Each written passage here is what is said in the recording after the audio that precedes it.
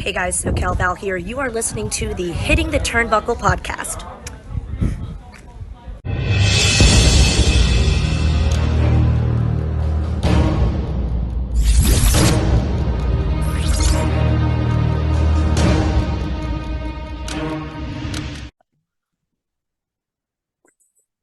Welcome everybody back to another Hitting the Turnbuckle podcast. I'm your host, Adam Cousins. I still have a voice after 2 nights of WWE. This is Sunday at the time of recording. I was at Money in the Bank and SmackDown, but we'll get into that later on. This is all about another 3 letters in wrestling, AEW. And I'm joined by my man across the pond, coming back again for another show. Parker, how are you?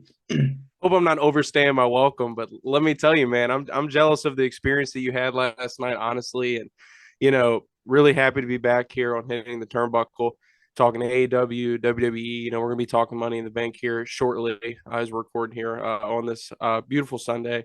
But yeah, man, it was awesome to see you have that experience, and even though it was a big night for WWE, obviously flagship show for AEW coming in with their second week. Was this the second or third episode of Collision?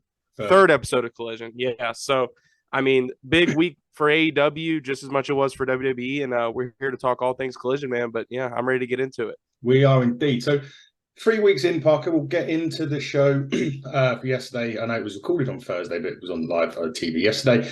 What are your thoughts on Collision and the differentiation between that and Dynamite? Does it feel different for you? I know in looks and presentation it does, but does it feel different to you in terms of the whole production? That's a really good question, Adam. And I like, you're a lot like me. You just like to get right into it. So, I don't know about you, Adam, but I'll keep it sparse with this. But in regards to like production, I thought the first episode of Collision was just absolutely incredible. It had the big feel, the big show feel. It felt like everything that you wanted Dynamite to feel like. And then you followed up the first episode of Collision with like, what was it? I think record low viewership for Dynamite. After the debut of Collision, and then I don't know about you, Adam, and I don't want to like be too much when I say this, but and like I said, if you guys don't know, if you weren't listeners to the show when it was just me and Andy, I'm a huge CM Punk guy. I'm a huge AEW guy. If there is a civil war in AEW, I am Team Punk. There's Team Iron Man, Team Captain America. Well, I am Team CM Punk. That's not a secret, but I still like to be very objective with my analysis. Collision feels like the A show already, Adam, and I feel very confident in saying that. I feel like they're doing a good job of showcasing talent.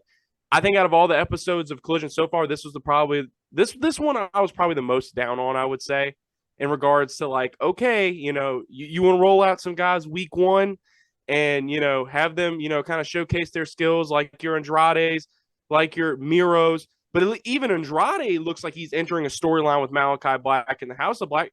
Miro's still just going out there and kicking the shit out of just random jobbers every single week. And there just seems to be no structure with it. So it seems like we're in a place right now where like Dynamite's the keep the elite happy show and Collision is the keep CM Punk and FTR happy show, or as CM Punk called them this week, the Colliders. So it seems like there's definitely some divide in AEW right now. But as far as what I've been enjoying lately, and as far as presentation is concerned, I think Collision is the cream of the crop as AEW is concerned. Yeah, definitely. I definitely agree. I love it. I love the theme song. I have to admit, Saturday Night's All Right for Fighting is always a good song to have on. Yeah, it does feel like there's a divide within AEW at the moment, and hopefully that's look, as long as they showcase talent like they've got, because there's no doubt about it, their roster depth and the roster depth of talent is second to none. So let's hope that show continues on getting us more visibility of the people that we love, like the Andrades, Malachi Black, Buddy Matthews.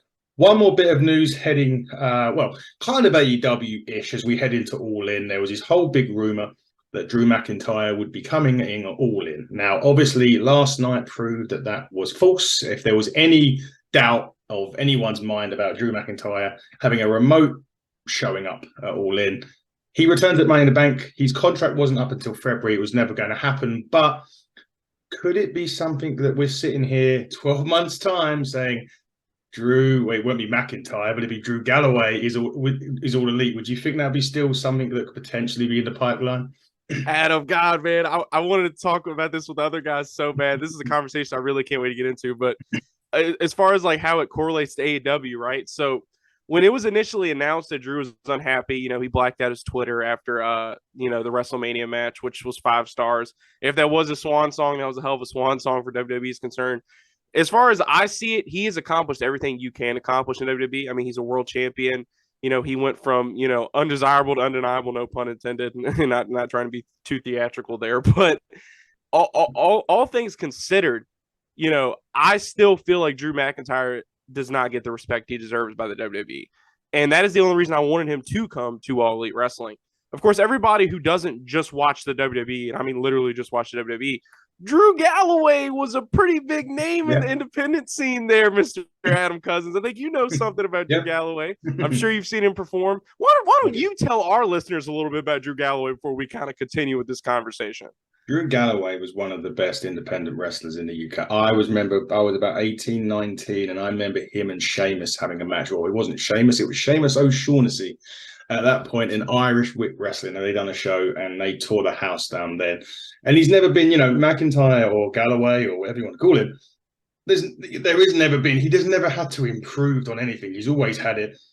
WWE failed to utilize him in the first place, maybe too much pressure too soon with Vince giving him the whole special one gimmick or whatever it was that he had at the time. And then I think as you do when you get fired from the WWE, you get released, you have not necessarily a chip on your shoulder, but you have a point to prove. And you see people now like Matt Cardona doing that very, very well on the independents. And we all know, he's obviously had a brief match or two in AEW as well. But for me, in the next year or so, I think that, we won't be seeing Drew McIntyre, but we'll be seeing Drew Galloway potentially after WrestleMania 4. I know the contract, there's been no extension. They can extend it due to injury. As we all know, they're entitled to do that. But I think we may be sitting here in about 12 months' time saying Drew Galloway just debuted at one of the LAW. It's so funny because Drew is everything that Cody Rhodes thinks that he is. Yeah.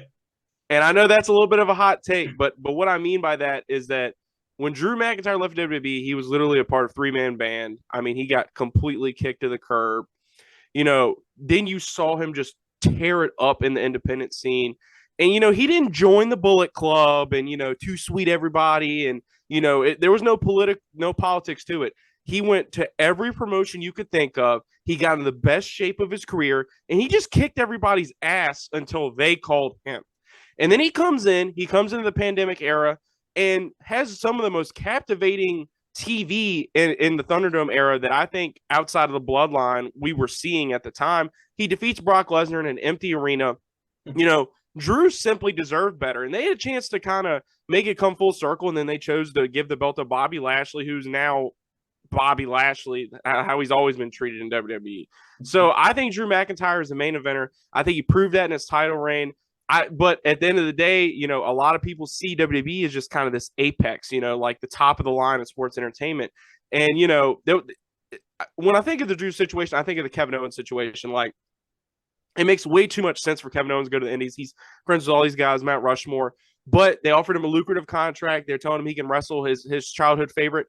I don't think WWE has the kind of leverage for him that they did for Kevin Owens. So it wouldn't surprise me down the line if that were to happen, but it also wouldn't surprise me if he took just a very heavy-handed contract to stay. And, of course, just, a lot of people like the schedule. I mean, look at Shinsuke Nakamura. He could be in the G1 right now, but he likes the WWE schedule. He likes the paycheck. So we'll see what happens, but the only reason I ever wanted Drew McIntyre in WWE was just so that Drew McIntyre could be the best version of Drew McIntyre. And sometimes I think the best version of Drew McIntyre is Drew Galloway, but we'll see what happens. We'll see what happens indeed. Right, let's get Saturday night was all right for fighting in more cities than one, not just London. It was over in Canada. Like we said, it was taped on Thursday. It was a preempt tape. It is what it is with those things. So in terms of the rating, we don't know it yet. We're probably assuming it may be lower than last week just because it wasn't a live show. So, I don't really care about ratings. I always just care about the quality of wrestling on the show. Amen. Anyway, it opens up with the AEW World Champion, MJF. He was going to make his in-ring debut, and you're thinking, who could this be? And it's Kip Morst. Didn't last very long. He made him tap out to the LeBell Lock. After that, he gets on the mic and insulted Canada he offered to defend the title against pretty much anyone independent on the enhancement talent started walking down, and all of a sudden Ethan Page pops up. They have a bit more of a better contest. MJF still wins. I think it was quite a funny start, and it's a typical MJF kind of start for me. But in terms of the title run, his title run on its own, I've just been a bit flat with it. I don't know. I don't know if that's something that you share, but what did you make of the opening segment, and what do you make of the title reign from MJF in total so far?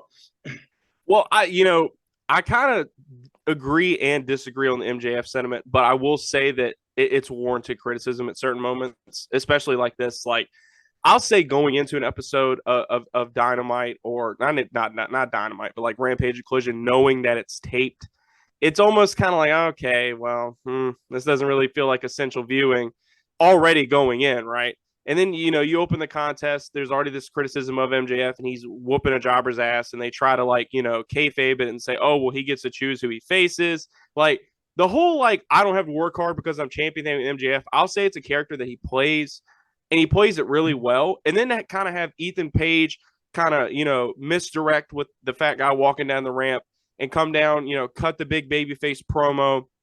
I thought that was a good contrast between the two. Like, I'll say when MJF pops is when he's in the ring with, the younger talent. Like, for example, Ricky Starks, man. Oh, my God. That match they had at the end of last year was absolutely fantastic. The promos that they were cutting, I mean, it looked like the future of professional wrestling was in this ring.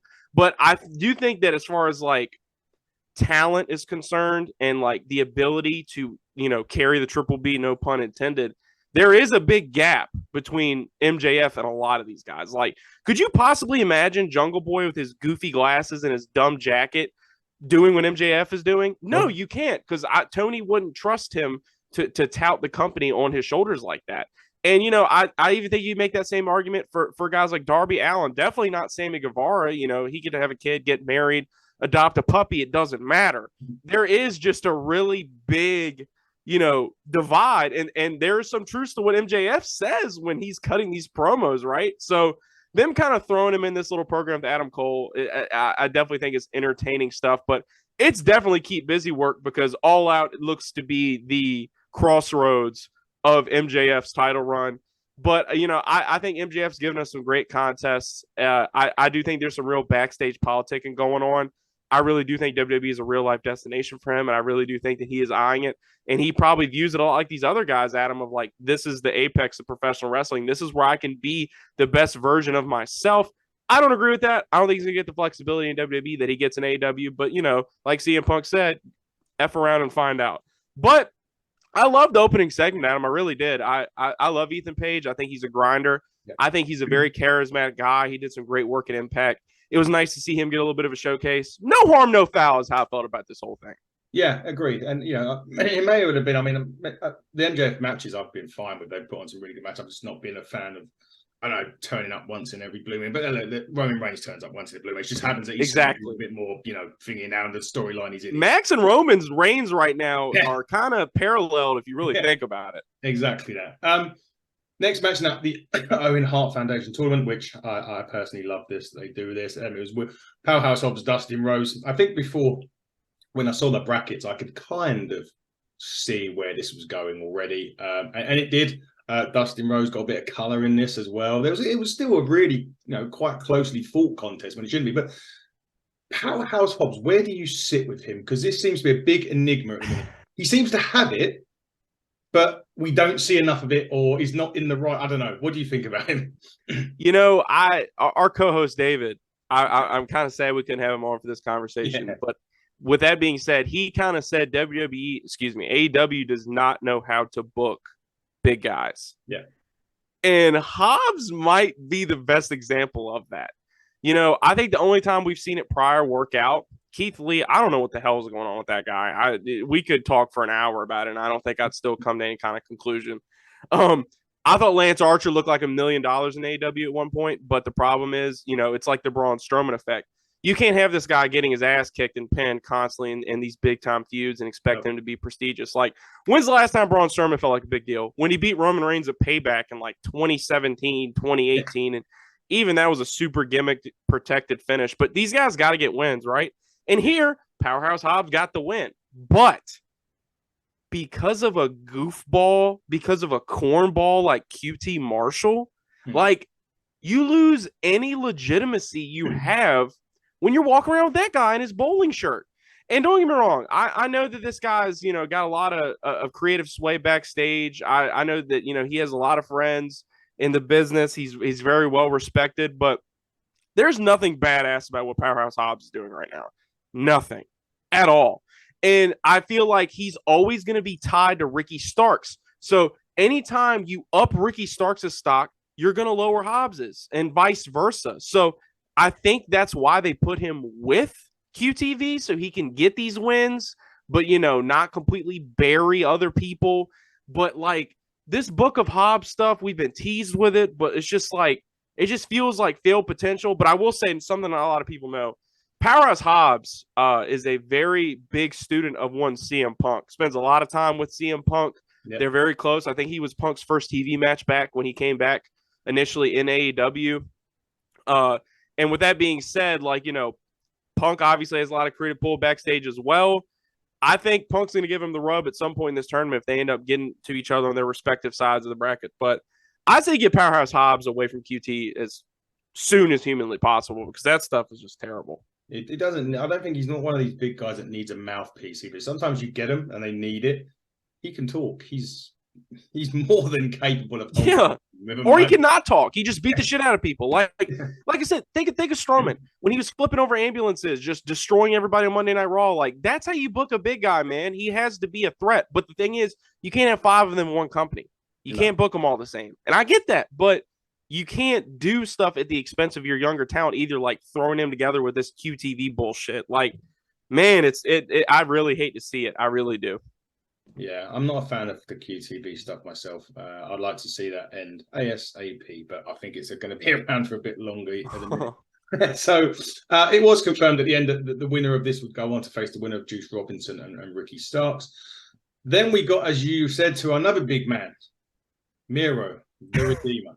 Well, I mean, look, he took on this guy called Anthony Henry. It was literally 5 minutes, not even that.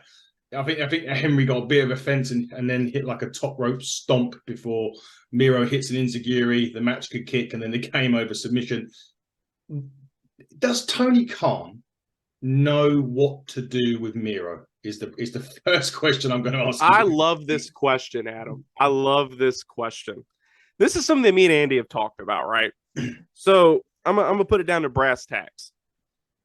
In AEW, you are burdened with this thing called creativity. And it isn't just on Tony Khan's end. Like, multiple wrestlers have come out and spoke about their creative pull, like their influence in their own narrative, in their own direction. We saw him come in as the best man. Then he turns into the Redeemer. And don't get me wrong, there's some obstacles that you're going to hit because the booker still ultimately has the final say. So, like, for example, when he fought Danielson at, I think, Full Gear, and, I think it was the culmination, winner gets a title shot, something along those lines, he loses to Brian Danielson. Wrong call, in my opinion. Brian Danielson has nothing to prove. You don't have to propel Brian Danielson to the main event picture immediately. Miro's been there. Miro's there during the pandemic. Miro's a guy that you need to elevate. That was the wrong decision. But with all of that being said, we're 2-3 episodes back in here now on Collision.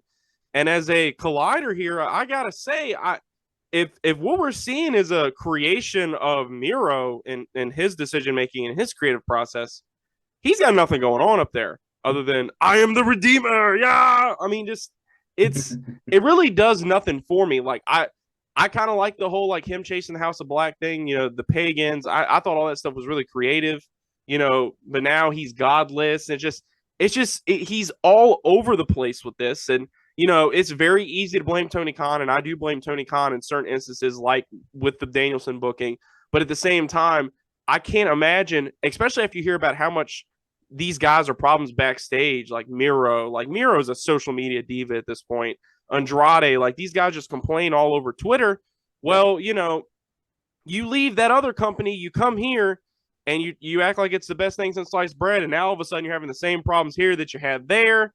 at what point do you look inward a little bit? And I like Miro, but I just got to say, I think there's some fault on both sides in this, Adam. I really do. Oh yeah, I always say that I'm not a fan of these ones when they go on Twitter and they start criticizing where they are or what they're doing, and I think that sometimes a dose of reality is needed. And the reality is that you were dropped by the WWE for probably the same reasons the minute that you're going through. Yeah. And it's down to the character or the person to create that. A prime example for this, and I don't like mentioning WWE and AEW television discussion that we're having, but LA Knight.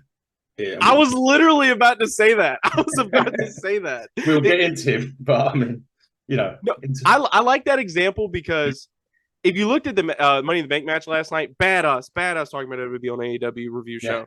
Yeah. I don't know, like you look at LA Knight, like as far as like in ring capability, he was like probably the most stiff out of all those guys last night. Really, like he's a veteran. I mean, when Logan Paul said you're a 20-year vet with a lackluster career, an argument can be made. You know what I'm saying? So, but it all comes down to your character. And, MJF said that on AEW TV not so long ago. He's like, you don't have to do all this shit and kill yourself in the ring if you just have this thing called charisma.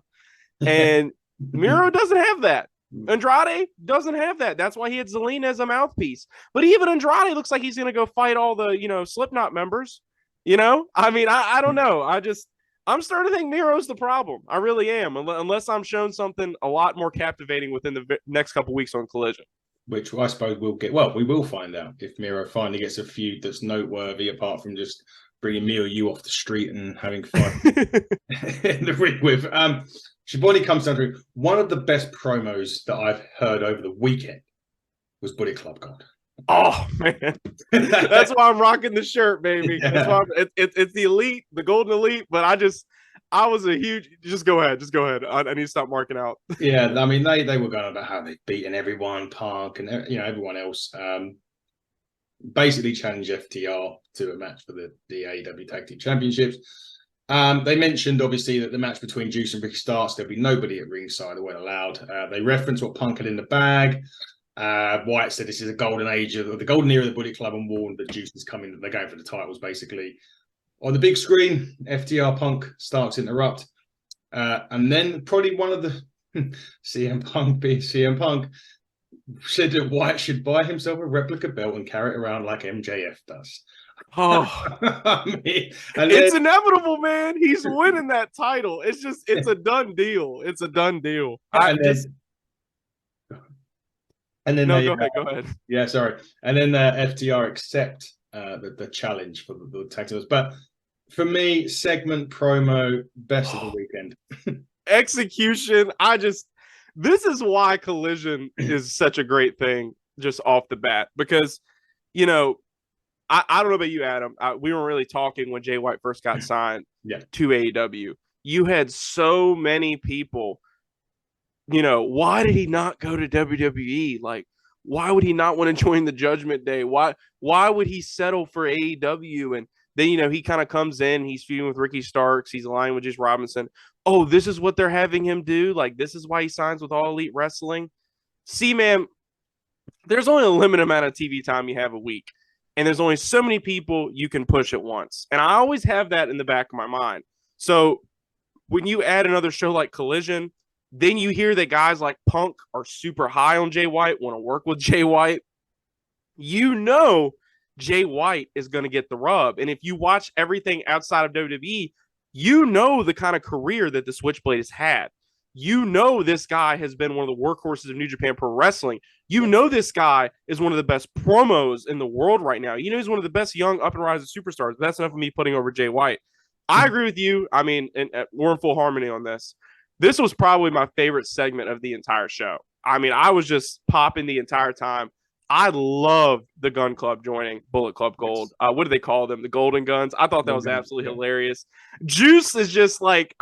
he's starting to just become kind of like the comedic relief of everything, kind of just a guy everybody pokes fun at, the comedy guy of the group. Jay's your serious leader. And then you got your two goons in the back and the Guns who have a little bit of prestige at this point, right, Adam? Because, I mean, they have beaten all your favorites, like they've said. And, I think they look good with the shirts on. I think this is probably going to end up being one of my favorite groups at AEW in the foreseeable future. I think these are a bunch of young guys that are great. They're going to really get in their flow, and I really see great entertaining things coming out of this. And I'm glad that it's all happening on Collision. But Jay White, I mean, just he finally showed this US audience the kind of promo he can cut, and to first gun for pretty much our, unofficial AEW World Heavyweight Champion CM Punk. You really can't name a bigger first feud than that for Jay White. So I'm stoked for Jay White, man. I'm ready for this, US audience to see what he's all about. Yeah, definitely. Because when he first come in, there was a slight people. Even Dave was like, yeah, he's not really showing what he can do yet. And there's this, there was this big uproar about Hart. And you said, oh, when he could have gone WWE and joined this, but he's come in and done that. But I think we're finally seeing the Jay White that was in New Japan doing what he does, and more power to it. Biggest signing of the year for both companies, in my opinion. I think Jay White's going to pay huge dividends for AEW down the line. I'm just a home run signing for them. Yeah, definitely. I think he's, as I say, starting to get that way. Certainly now, finally getting where he's got maybe Collision. He's got more time. He's got the group. He's got everything he needs. Let's push him. Let's strap the rocket to him, as they say, and let's see what happens to Switchblade. The next match on the card was the aforementioned Ricky Starks Juice Robinson match. Dueling chants from the crowd. So that shows you when you get that, that they still that they're like, even though they're the bad guys, they've got their fans, and if they want to chant, they will chant, and they did. Carrying that Bullet Club IP from New Japan, man, is big, and they're gonna get it over stateside. Just give it time. Let them get their comedic timing. Let them work. Let Jay work with these high event players. I'm telling you, dude, a year from now, they're going to be the biggest faction in pro wrestling, or one of the biggest. They're going to be in the discussion. I'm telling you right now, and I'm not just saying that. No, I think I agree. I also see Bullet Club ABC on Impact Wrestling at Kris Bay, and yeah, fantastic as well. Absolutely brilliant. For sure. This was a really good match. Really good back and forth match. Love this. I do like it when the Ricky Starks against the Jay White and the Ricky Starks. The styles are fairly similar, which is good, but they do have a bit of differentiation to them as well, which is what I really like. And I think it makes for a better match. This was a really good match. There was a bit where Juice escaped the Rochambeau, but ultimately Ricky Starks caught him with a jackknife, won and advanced through to the semis to, as we mentioned earlier on, take on Powerhouse Hobbs. Ricky Starks, I think, what were we now, 2023? 2025, maybe then or before, we're going to be sitting here saying Ricky Starks world champion. Adam, I was so glad you brought this up too. You're hitting on all the points, and then this is all off the dome too. It's actually kind of refreshing to hear how much we kind of share in regards to like AEW. So this is going to be a fun dynamic moving forward. But anyway, let me stop gushing. So as far as Ricky Starks is concerned, I think the more you book him like a Darby Allin, the better. You make him this relentless baby face who just gets this close but doesn't get there, and that happens over and over and over time. And I loved his exposure to the world title scene. I love the promo he cut on Max, like I had mentioned earlier. I think he showed that he can definitely play the part at some point, or else that entire program, even though it was a very brief one, wouldn't have went the way that it went. I love this match too. It's awesome to see how far Juice Robinson's come, honestly. I was at Capital Collision when he won the IWGP US title in that Fatal 4-Way. I think it was Moxley, Tanahashi, and Will Ospreay. And, at the time, I was kind of critical of the move. I was like, I just don't see what this guy's got. But he's really taken his, creative liberties, and he's really found himself as a character and as a worker. And these two have worked together a lot, Adam, and it's definitely starting to show. I was a big fan of a couple of sequences in this match. I think Ricky Starks is just a natural babyface, and I think he's one that AEW can definitely take their time with. I don't know if they want to wait too long because, you got your boy Cody Rhodes over in WWE who's best buds with Ricky Starks, and we can see how that plays out as Ricky increases his own stock. But I definitely think as far as like an organic babyface, this was a great showcase for Ricky Starks. And I say, I'm pull Triple H. Good things come to those who wait. Oh, well, we'll see. Funnily enough, when you talk about dynamic, I was literally about to mention the Cody Rhodes factor in Ricky. Now, I don't know the contract situation of Ricky Stark. Yep, we're thinking the same thing, man. Yeah, we're thinking the same thing. Is this somewhere where if it's getting to a 12-month thing, does Tony Khan just go, right, let's get this re-signed, way ahead of time, to not have this kind of, we talked about Drew earlier on, not to get into that stage where it could go to, the W. We mentioned MJF, for me, I look at it in the same lens of like the MJF situation, right? Yeah. Like, I'm sure Tony had a plan for Max, but he had to put it in hyperspeed once Max started talking crazy.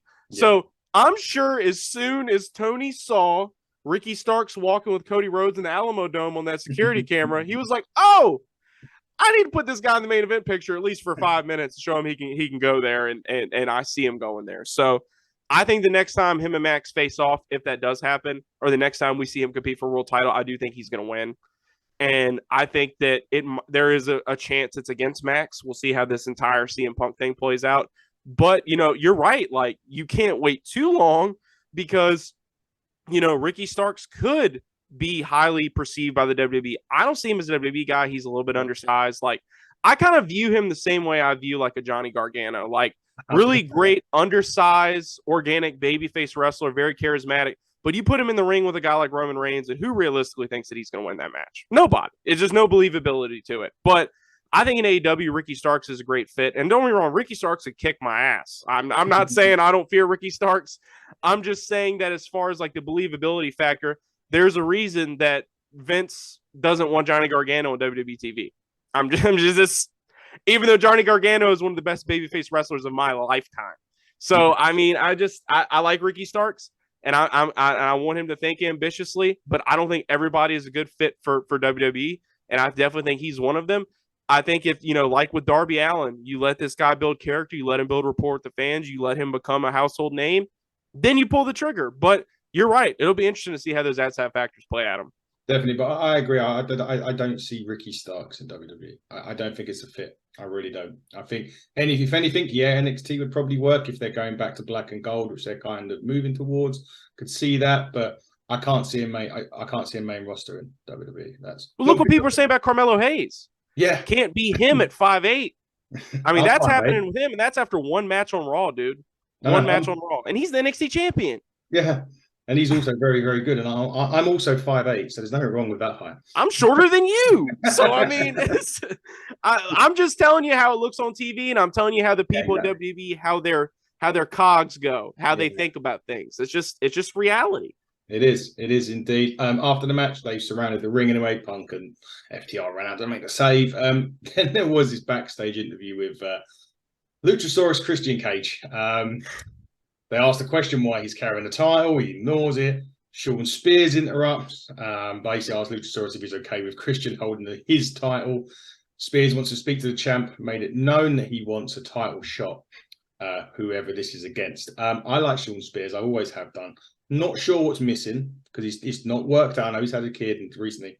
It's not worked in AEW. I thought when he went to AEW from WWE, I thought this is it. It's going to work. Whatever reason it hasn't done. Maybe the chair shot to Cody probably didn't go down too well at the time.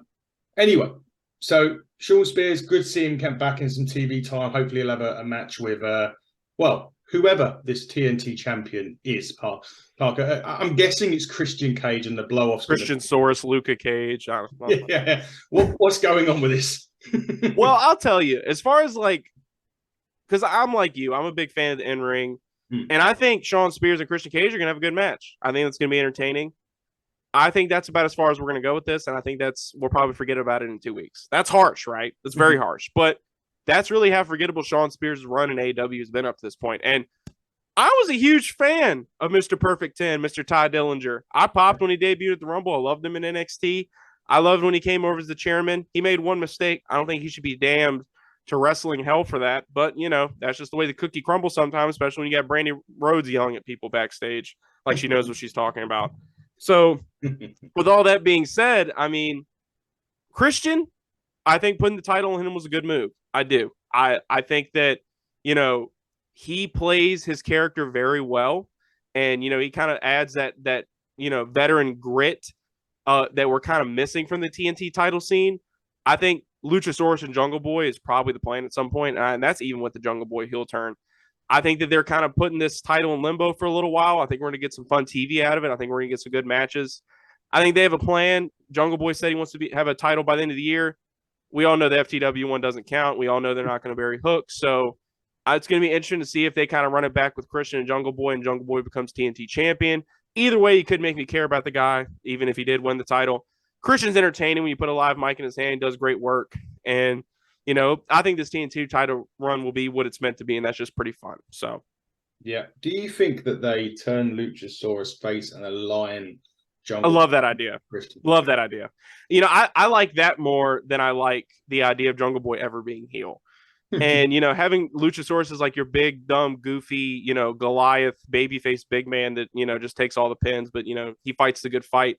That works way more for me than Jungle Boy Walker and acting like he's a badass. So, I don't know. I actually, you're the first person I've heard verbalize that. So I'm definitely pro Luchasaurus babyface. Yeah, as I say to Jungle Boy, it's nice that he's come off the breast and gone on to solids, which is the analogy that I used for him. Well, think about it. Think about it like this before we move on. I'll say it quick.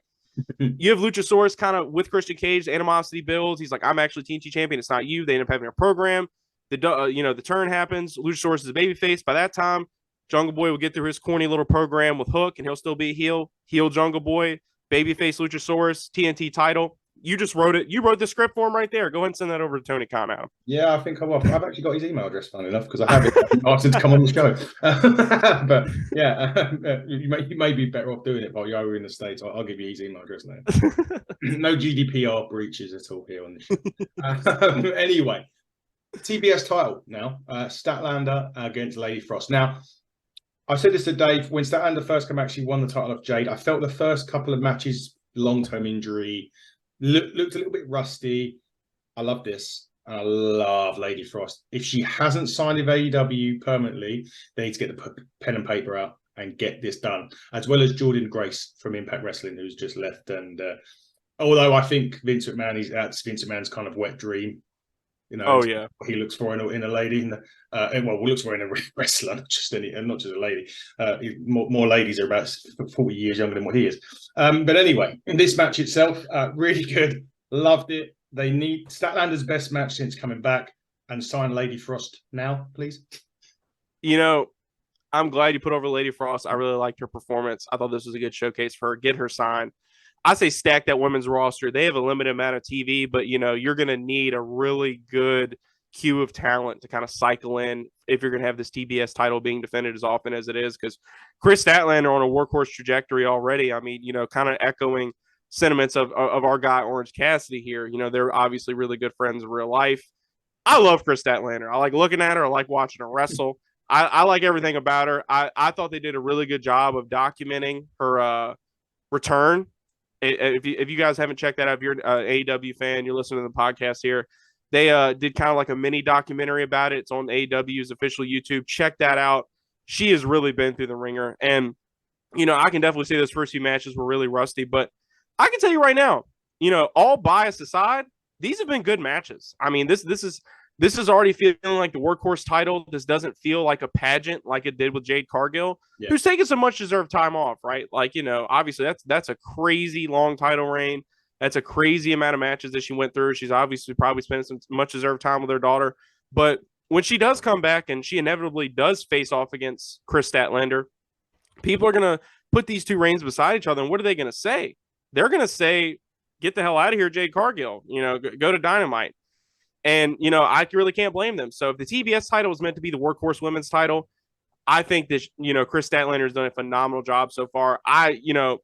There's this whole stigma behind women's wrestling, right? Adam. And, because of that, a lot of people skip the women's matches. I've not skipped a single Kris Statlander match. They're all physical. They're extremely stiff. They're brutal. She's just a great worker. You could tell that she wants this and she wants it bad because of everything that she's been through. So I'm very pro Kris Statlander. I was very skeptical of how they brought her back, and them kind of Becky Lynch, Bianca Belair her at the pay-per-view. Kind of how they did SummerSlam, which came out and just squashed Bianca. I was like, man, I don't know how I feel about that. But to see Kris Statlander come out on TV every week and just put on some clinics, and I think this was definitely the best out of the three we've seen so far. I think it's great for the title, really. And it's a complete, 180 from what we were getting from Jade Cargill. And I like Jade Cargill. It's just, I think Kris Statlander is giving us something that she could. I think Jade Cargill was more presentation than match, wasn't she? Like I said, pageant. It's like literally just a pageant to her. I mean, it's just a general plug for this week. We're talking women's wrestling. We do have Lisa Marie on for Victoria Tara coming on Wednesday night. So we're recording it Wednesday. I'll probably get put out Thursday, but it was just a plug because we're talking. Yeah. And with all that being said, I'm a huge proponent of women's wrestling. I don't use the bathroom during the women's matches. I watch the women's matches. You know, there's a little bit of a, you know, underimportance of them, and Tony Khan's talked about that as far as like, you know, TV viewership and demo is concerned. Like you can't give the women but so much time because, you know, it's just, you know, the way the cookie crumbles. But I think as far as like giving them the most of them time and them making the most out of it, Kris has done the best I've seen out of anybody since Britt. Yep. Definitely. Be interesting to get Lisa Marie on some thoughts on this. Oh, that's going to be a great interview. Yeah, check that out, guys. Can't wait for that. Anyway, let's carry on with Collision. We're near at the end.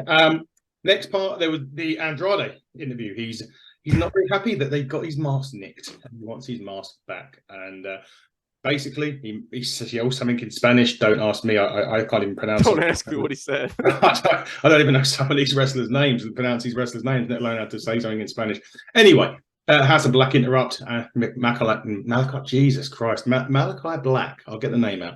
Talked a bit more, so they'll meet in due course, and Andrade went off on a tangent. Obviously setting up what you said earlier on, which that's what I call a take my money match, please. Give me my mask. I want my mask. Look, man, you talk about another guy who might be on a little bit of a creative island.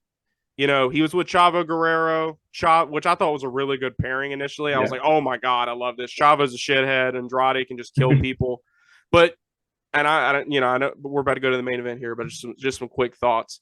I think with Andrade's absence, you see more of a showcase of a guy who can do the same thing, but if not better in the ring, and that's Roosh. Yes. I think Roosh kills people out there, and I think Roosh is probably a top 5 most physical wrestler in AEW, you could argue, in the world right now. He absolutely killed Bryan Danielson. If you guys haven't checked that out, check it out on YouTube. AEW uploads all their matches. Bryan Danielson, Roosh, AEW Dynamite, absolutely brutal contest. Shows you everything Roosh brings to the table. I think Andrade, you know, is the babyface doing, you know, Charlotte's move. That shit's cute. But, you know, I'll even say, like, I almost feel like the pitch for this entire feud was, oh, yeah, my wife used to be his manager in WWE. Like, just let me work him, you know? Because, and let me tell you, this really reminded me that Andrade definitely needs a mouthpiece. Because the guy can have all the charisma in the world, but if he can't, you know, if no one can kind of verbalize this stuff to the U.S. audiences and this stuff kind of can't translate, you know, you're looking at a rocky road ahead. As far as an in-ring standpoint, Andrade's looked great since his return. I'm a huge Malachi Black guy. I was a huge Aleister Black fan, a Tommy N fan. I just love the guy. I think he's a great worker. I love the House of Black.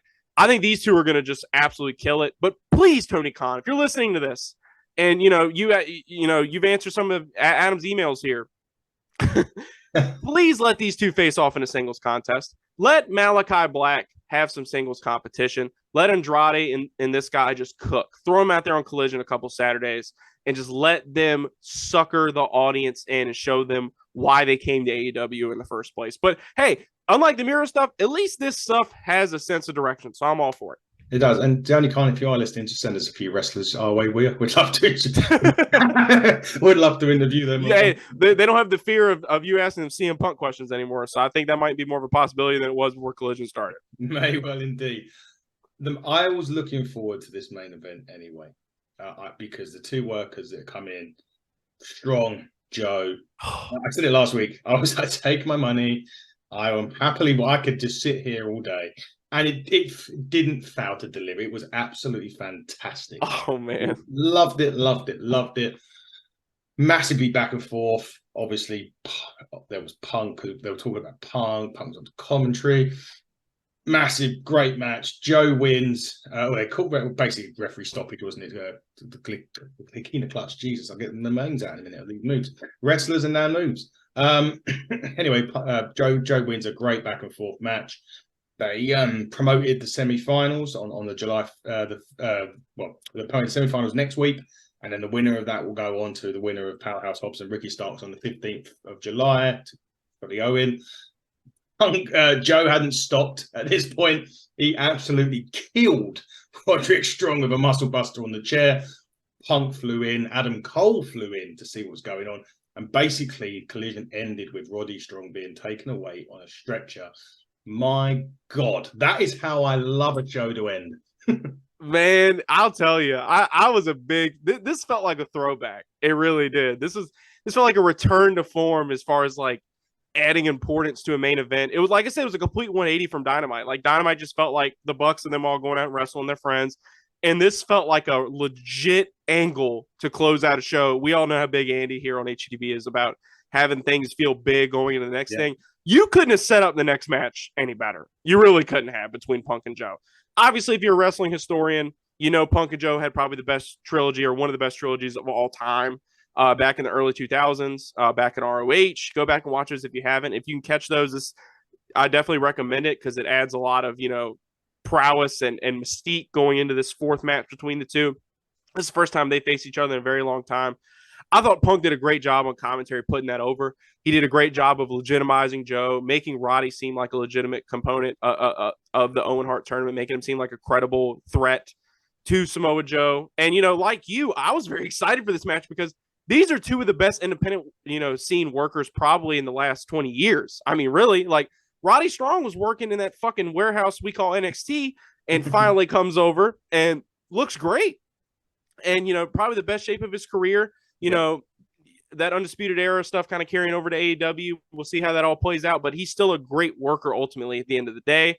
You pair him up against, in my opinion, the toughest guy in professional wrestling. Yeah. I'm going to get some flack for saying that, right? Because a lot of people think it's Gunther. Like, I don't know about you, Adam, but like, when I watch wrestling, there's some people that, you say, I just would not want to be in the ring across from that guy. A lot of people say it's Gunther. But here's the thing about Gunther. I don't think Gunther gets the amount of punishment he dishes out. Joe will let you hit him with everything you have, and he's still going to beat the shit out of you. And it doesn't matter. It really doesn't matter. I mean, he made Darby Allin's entire moveset look like nothing. I mean, he really did. I think Joe's the toughest guy in wrestling, one of the most badass guys in wrestling. I think it was underutilized in WWE. I'm glad that he's finally getting a big angle. I mean, I like a lot of stuff he's doing in ROH, but still, I think him and Punk on Collision is going to be amazing. I wish it was happening on that August 12th episode I'm going to be at in Greensboro, but that's just the way it shakes out sometimes. But ultimately, I love the main event. I thought it was a great match. And in my opinion, it was the best match on wrestling TV probably this week. I enjoyed it. Interesting. It was a fantastic match. And as you say, it builds on nicely to next week. That was the Collision review. Me and Parker need to go and have a quick spruce down, a dry down, because in the in around 7 minutes time, we are hopping through the forbidden door and talking all things WWE. So, Parker, I will let you go and get a quick drink. I'm going to go and get a quick drink for my throat. I will see you back soon, very, very soon. But, guys, this has been the Hitting the Turnbuckle podcast on the AEW Collision. That has been Parker Hamlet. I have been Adam Cousins. And until next time, buckle down, stay safe, and we'll see you in about 7 minutes. Goodbye.